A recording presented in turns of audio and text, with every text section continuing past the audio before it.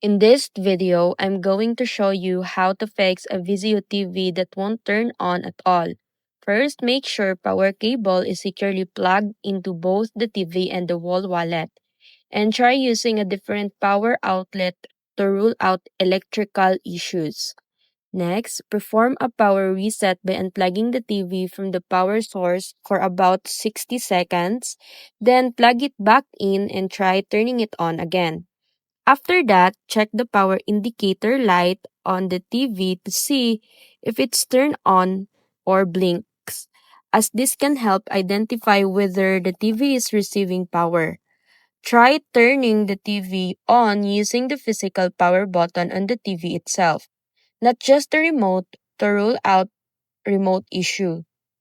If you are using a power strip or surge protector, plug the TV directly into the wall to ensure it's getting proper power. You can also try replacing the remote batteries or using the SmartCast mobile app to turn the TV on.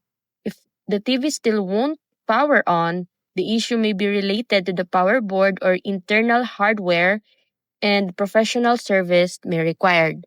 So that's it.